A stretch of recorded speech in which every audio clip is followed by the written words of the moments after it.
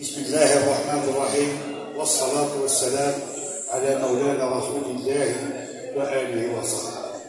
مولاي صاحب الجلالة والمهابة الملك محمد السادس أدام الله عزكم وخلد بالصالحات ذكركم بمناسبة الذكرى السادسة والعشرين لعيد العرش المجيد وجلوسكم على عرش أسلافكم الميامين، يتشرف خادم الأعتاب الشريفة رئيس جمعية نادي تطوان الثقافي أصالة عن نفسه ونيابة عن أعضاء المكتب الإداري المسير والمشاركين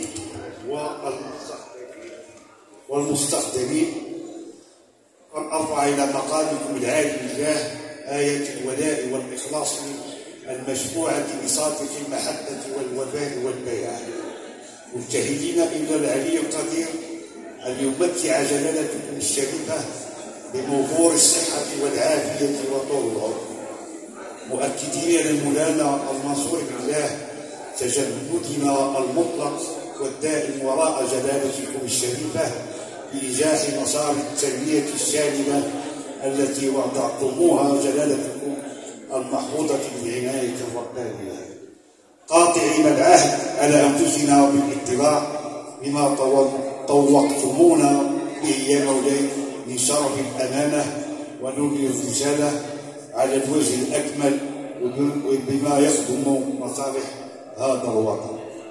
حفظكم الله يا مولاي بما حفظ به الذكر الحكيم، وأبقاكم ذخرا وملاذا بهذه الأمة ومنارا يهتدى به، ونمتعكم بدوام الصحة والعافية وطول العمر، وأقر عينكم بولي العهد صاحب السمو الأمير الجليل مولاي الحسن، وأشد أجر جلالتكم بشقيقكم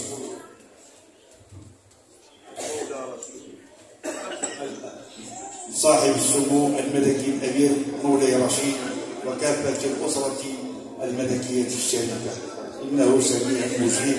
والسلام على المقام العالي بالله ورحمة الله تعالى وبركاته. وحرر بتطوان في يوم الأحد الثاني صفر خير عام 1447 الموافق ب 27 يوليو 2025. والسلام عليكم ورحمة الله وبركاته. France, say the notice.